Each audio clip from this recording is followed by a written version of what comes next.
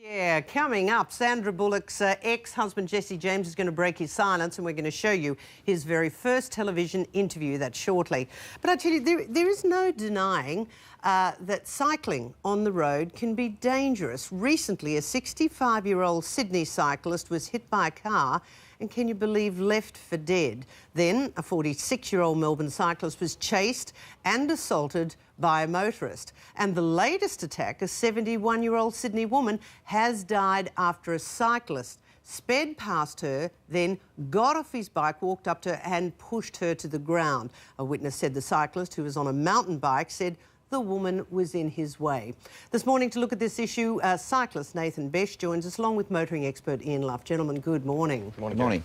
I tell you, when there are no real cycle paths and no room for cycles which then restrict traffic, why should cyclists be on the road? Nathan? It's a valid form of transport. I can get from my place to the city a lot quicker than I can on a bus, on a train or in a car. So to say that we're holding up the drivers really isn't true if we can get there quicker than they can. It's also a lot of risk mitigation, choose the back roads where there is less traffic and where there are slower moving vehicles. What's your view, Ian? Well, look, I think there's a place for bikes and cars on our roads. But when they're not purpose-built and we've got cities where people want to ride cycles and they take up a lane which interferes with traffic, isn't it right? Why don't we just put cyclists out where there's purpose-built suburbs and roads? Well, I suppose in the real world that would be great, but unfortunately we live in a different world, and in the cities that there are push bikes and the law says that they can share the road. So what is the law? Well, the law basically says that a push bike rider can share the roads and they can take up a complete lane for safety reasons, because if they're right at the side, there can be risks involved, and as we've seen, people can get knocked off their bikes. Nathan, why don't cyclists have ID numbers, number plates and pay tax like motorists? We do pay taxes. The roads are funded by the general tax system. Registration comprises such a minuscule amount of actually building the roads. South Australian government did a study and they declared it wasn't feasible to introduce it. What about IDs? I think currently there's a voluntary ID system with couriers. But it's voluntary. That's correct. Well, we know there are definitely, sadly, cases where there have been aggressive car drivers, and I've just listed a couple there, but also there are aggressive cyclists, which, you know, really fuels this debate. What do we do about identifying cyclists who scratch cars, are abusive, and there's no recourse? Well, tragically, with no ID on a bike, people haven't got much recourse, as you alluded to. So I really believe that bikes should have some form of identification on there. Would you go with that, Nathan? No. As I said, the cost of doing it to society... You don't believe any bike should have an ID?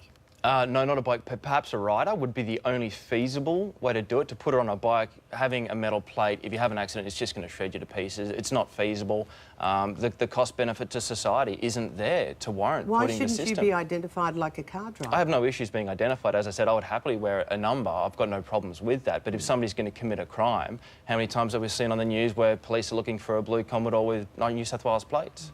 Just because you're having the plate there doesn't guarantee you'll be able to find the person, as we saw with the 65-year-old. But do you agree something has to be done to identify bikes or riders? Not necessarily, no. Why? The risk to society from a cyclist is so minuscule compared to a car. You've got a ton and a half of steel. Whatever it is, you can still do damage. As a pedestrian, which we label pedestrians as well, they can, as a cyclist, you're the same weight as a pedestrian, roughly the same speed a lot of the times. Should we label pedestrians because they could run into someone?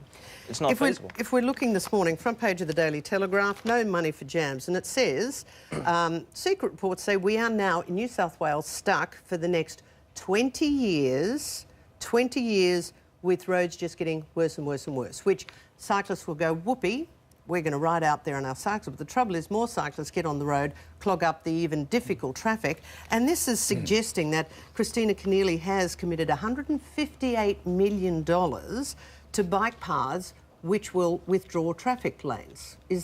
Am I reading it correctly, Ian? Well, political talk, I know where she's coming from, but I can't see it being a reality because we've only got so much space out there. But that's right, they will take, well, as Clover Moore has done, she has taken space off areas of Sydney without any consultation of people. It's been deemed absolutely irresponsible. Your view, Nathan? As I said, cyclists save over $200 million a year annually from, I think it was about $150 million from the health budget. So for the government to spend $150 million, if they're going to get much more than that back, it's a wise choice. It's okay to have a user pay system, but when the government can get a lot more benefits by spending a bit of money here and there, why shouldn't they? Do you know an answer, Ian? Look, I think the designated cycleways are very good. If you look at the M7 motorway, that's got a designated... But that's on a brand new freeway, purpose-built. Correct, that's right. And they've Should taken they in the be planning. on inner Melbourne City, Brisbane roads that are already built for a horse cart? Well, I think it's very difficult because it's going to clog up the traffic. Not everyone wants to ride a push bike, particularly in inclement weather. If you're in Melbourne, we know what Melbourne weather's like, 4 seasons in one.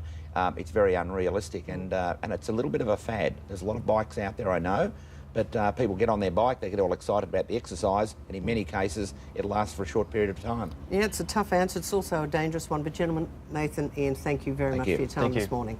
Okay, yeah, if you've got any information regarding those incidents, by the way, either the hit and run in Northbridge in Sydney or the assault in Melbourne, there is the Crime Stoppers number. I'll give you a moment to jot it down.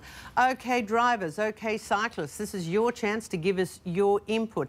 Are you worried about the road system, or if you're a cyclist, are you worried about the drivers? Give us your view this morning. The Fear in Road and Safety, Kerri at 9.com.au, and we'll really get to your emails this morning. Okay, well, this was a guy who